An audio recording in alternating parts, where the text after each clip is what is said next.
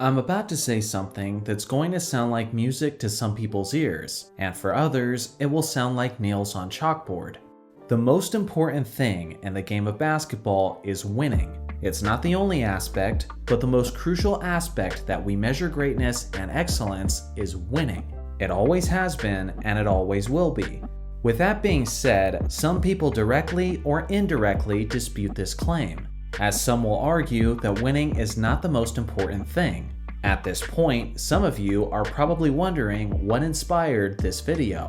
Well, it was mostly this statement from former NBA head coach Stan Van Gundy, who was echoing the thoughts of many people in modern basketball circles. This is what he had to say recently when being interviewed on the Players Tribune. If you want to tell me that Michael Jordan was a better basketball player than LeBron James, that's fine. You can make a case for that. What you can't make a case for is that MJ had a better career than LeBron. You can't make a case for that. When I saw this tweet, I responded by saying that it genuinely disgusted me. And then a few people completely missed my point and responded by saying that by my logic, Bill Russell is the GOAT. As the best player on his team, Bill Russell won more championships than any other player in the history of the game. Sure, you can try to devalue that accomplishment by saying that he played in an era where there wasn't free agency, or that he played in an era where the general basketball player wasn't as talented. But those are all subjective arguments, and what is absolute truth is that he won more championships than any other player ever. Based on that alone, he will always have a case for being the greatest player. You will never hear me say that Bill Russell doesn't have a case. I don't have a problem with anyone who thinks that LeBron is the greatest ever. I even made a case for LeBron on my own channel. I honestly don't have a problem with anyone who thinks LeBron had the better career. But what I do have a problem with is somebody saying that Jordan doesn't have a case for a better career. A freaking case. 6 rings, 6 finals MVPs, which are both more than the other guy. Boom, there's your case. If that's not an accomplishment worthy of making a case for the better career, then what the hell is your measure of excellence? Are we about to say that Alex English had the better career than Larry Bird because he scored more points in the 80s? Are we about to say that John Stockton had a better career than Magic because he ended up with more assists? Whether you're a Jordan fan, a LeBron fan, or just a general basketball fan, what I really hope you understand is that the heart of my argument isn't really about the tired debate of Jordan versus LeBron. It's the fact that Van Gundy completely disregards the career that won more. It's diminishing the value of winning in general, when winning is literally the most important aspect in basically every area of life. Seriously, think about it. In sports, it's the winners who are remembered. In your professional life, if you go in for a job interview and you don't get the job, then it doesn't matter how good your interview looked. If you don't win that job, then you're not feeding your family. From a spiritual perspective, winning is pivotal. I'll ask my fellow Christians in the chat, what is the point if Christ doesn't conquer death and achieve victory over sin? A pivotal cornerstone aspect of the Bible is that God wins. For those who don't share that same faith and abide by another religion, I ask you, what is the point if your God doesn't ultimately win?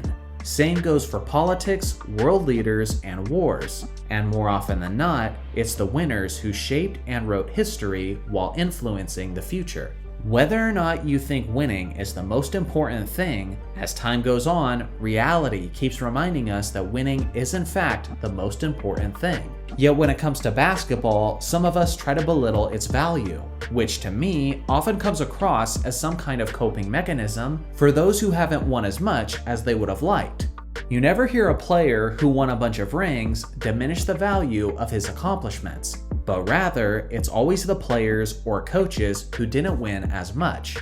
Again, there is a lot of nuance to the game of basketball, and that is what makes us hardcore basketball fans. We love talking about the nuance while dissecting the game as much as possible. For example, I don't think Kevin Durant's 2 rings carry the same weight as the rings of other greats. That's because of the nuance of a superstar player joining a 73-9 team who had just beaten him. I do believe that you have to factor in how the players reach the mountaintop. It's because of nuance like this that I don't have a problem with people believing LeBron is the GOAT, that Kareem is the GOAT, or that Russell is the GOAT. Whoever your guy is, you can make your case. But to say that a player who won more as the clear top dog on his team doesn't have a case is completely asinine and diminishes the value of winning, which is the ultimate measure of success. Don't just take it from me, take it from Kobe Bryant, who thoroughly explained his perspective. Hopefully my Laker legacy will be that of a champion. I mean, that's why we play. That is the most important thing. It's number one. It's not about how much you like the person. It's not about how many points that person scored. It's not about how many assists that person had. It's how many championships did they bring to the city of Los Angeles. That is the most important thing. Truthfully, it's really about winning. It's not about being coddled. It's not about being catered to. You have a responsibility to the city of Los Angeles to bring championship banners back where they belong. That is your responsibility. You have to understand that nothing else matters. Second place does not matter. Second place means you're the first loser, right? So you have to start there. You have to understand that that's what this is. And you may not like it. You may think it sucks. You may think it's not great sportsmanship. Get over it. It is what it is. Now, if you want to diminish Kobe's thoughts on this matter, ask yourself this. Would Kobe's opinion even matter to us if he hadn't done so much winning? Would I even be playing this clip of Kobe if he didn't have the championships? Of course not. It's kind of insane that I even feel like I have to make this video, because this all seems so obvious. But this is where we're at today in this basketball culture, where seemingly everyone is trying to find angles to debate on behalf of their favorite player. Some very quintessential truths of reality are being denied because of people's emotional investment.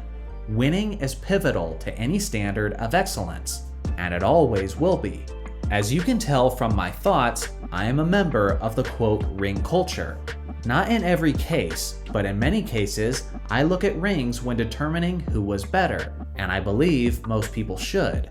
There's a reason why guys like Dirk Nowitzki and Hakeem Olajuwon have championship rings, and guys like James Harden and Joel Embiid don't. It's because these guys performed their best when everything mattered the most, while these guys are not cut from the same cloth. Now, this video isn't meant to be discouraging to anyone, but my intent is simply for us to stop pretending as if less winning is the more successful outcome. At the end of the day, some of you may see this video as a giant overreaction to one person's statement, but I think it's bigger than that. We as a people need to stop making excuses for our shortcomings, and because facing our failures is hard, we try to somehow redefine them as successes, when winning is the only true success. I don't care what a coping superstar says. When you fall short of your goal, that is a failure. But that doesn't mean you simply hang your head in shame and sulk in your sorrows. You simply focus in, put your head down, and say, come hell or high water, I'm winning next time. And then, if you fail again, you put your head down and say, come hell or high water, I'm winning next time. And even if you fail again, you put your head down and say, come hell or high water, I'm winning next time. I hope all of you watching this video end up doing a lot of winning in life. But inevitably, when you spend some time losing, don't try to make peace with yourself by believing that you're somehow losing successfully. But instead, be like these guys who were determined to follow it up with a win at all cost. Rather than making excuses for our losing, let's be thinking like winners even when we're losing. So what do you guys think?